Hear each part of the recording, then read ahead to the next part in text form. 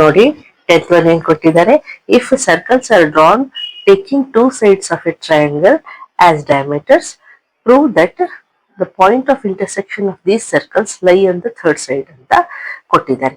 ಅಂದ್ರೆ ನೋಡಿ, ಇಲ್ಲಿ ಟೂ ಸರ್ಕಲ್ಸ್ ಡ್ರಾ ಮಾಡಿದ್ದಾರೆ, two sides of a triangle as diameter ಅಂದ್ರೆ ಇಲ್ಲಿ ಎ ಬಿ ಈ ಸರ್ಕಲ್ ಡಯಾಮೀಟರ್ ಆಯ್ತು, ಎ ಸಿ ಈ ಸರ್ಕಲ್ಗೆ ಡಯಾಮೀಟರ್ ಅಂತ ಕೊಟ್ಟಿದ್ದಾರೆ. Okay, now prove that point of intersection of these circles lie on the third side.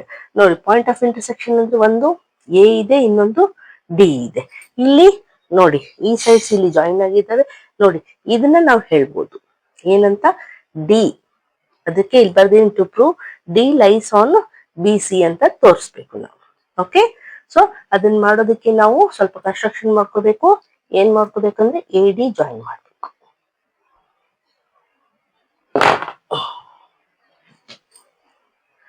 A D join ಮಾಡಿದ್ವಿ. ಈಗ ನೋಡಿ ಕನ್ಸ್ಟ್ರಕ್ಷನ್ ಬರೆಯೋಣ. ಜಾಯಿನ್ ಎ ಡಿ ಆಯ್ತಾ. ಈಗ ನೋಡಿ ಆಂಗಲ್ ಎ ಡಿ ಬಿ, ಈ ಆಂಗಲ್ ಇದೆಯಲ್ಲ ಇದು 90 ಡಿಗ್ರಿ ಇರುತ್ತೆ. ಯಾಕೆ ಹೇಳಿ, ಇದು ಎ ಬಿ ಡಯಾಮೀಟರ್ ಆದ್ರೆ ಸೆಮಿ ಸರ್ಕಲ್ ಆಯ್ತಲ್ವಾ. ಇದು ಒಂದು ಸೆಮಿ ಸರ್ಕಲ್ ಆಯ್ತು, ಅದು ಒಂದು ಸೆಮಿ ಸರ್ಕಲ್ ಆಯ್ತು. ಸೊ ಯಾವುದೇ ಸೆಮಿ ಸರ್ಕಲ್ ಅಲ್ಲಿ ಆಂಗಲ್ ಫಾರ್ಮೇಶನ್ ಆದ್ರೂ ಅದು 90 ಡಿಗ್ರಿ ಇರುತ್ತೆ ಅಂತ ಓದಿದೀವಲ್ವಾ. So angle A D B is equals to 90 degree ಬರೆಯೋಣ. ಓಕೆ, ಅದೇ ರೀತಿ ಆಂಗಲ್ ಎ ಡಿ ಸಿ ಕೂಡ 90 ಡಿಗ್ರಿ ಆಗುತ್ತಲ್ವಾ. ಯಾಕೆ, ಈ ಸರ್ಕಲ್ ಇಲ್ಲಿ A C is A diameter ಅಂತ ಕೊಟ್ಟಿದ್ದಾರೆ. ಸೊ ಇದನ್ನು ಸೆಮಿ ಸರ್ಕಲ್ ಅಲ್ಲೇ ಫಾರ್ಮೇಶನ್ ಆಗಿದೆ ಈ ಆಂಗಲ್. ಸೊ ನಾವು ಅದನ್ನು ಹೇಳ್ಬೋದು angle A D C is 90 degree ಅಂತ. ಎರಡಕ್ಕೂ ರೀಸನ್ ಸೇಮ್ ಬರಿಬಹುದು.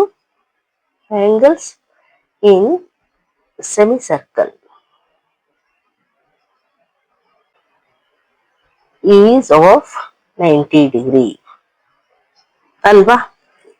ಎರಡು 90 ಡಿಗ್ರಿ ಅಂತ ಶೋ ಮಾಡಿದ್ವಿ.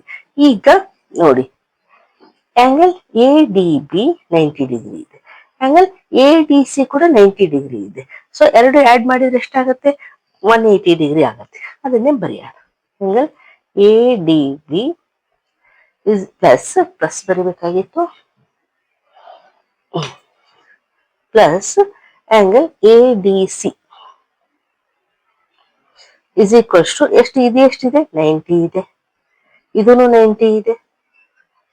ಸೊ ಎರಡು ಆಡ್ ಮಾಡಿದ್ರೆ ಏನಾಯ್ತು, 180 ಡಿಗ್ರಿ ಆಯ್ತು ಅಲ್ವಾ. ನೋಡಿ ಈ angle A D B angle A D C ಏನಾಗ್ತಾ ಇದೆ, ಇಲ್ಲಿ ಲೀನಿಯರ್ ಪೇರ್ ಆಗ್ತಾ ಇದೆ ಅಲ್ವಾ. ನೋಡಿ ಈ ಸ್ಟ್ರೈಟ್ ಲೈನ್ ಇದೆ ಇಲ್ಲಿ. ಓಕೆ, ಇದನ್ನ ನಾವು ಏನ್ ಹೇಳ್ಬೋದು, ಲೀನಿಯರ್ ಪೇರ್ ಆಗ್ತಾ ಇದೆ ಅಂತ. ಸೊ ಅದನ್ನೇ ಬರೆಯೋಣ.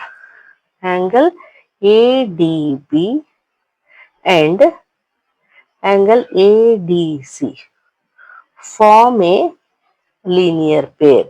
180 ಡಿಗ್ರಿ ಕೂಡ ಆಯ್ತು, ತೋರಿಸಿದ್ವಿ ಇಲ್ಲಿ.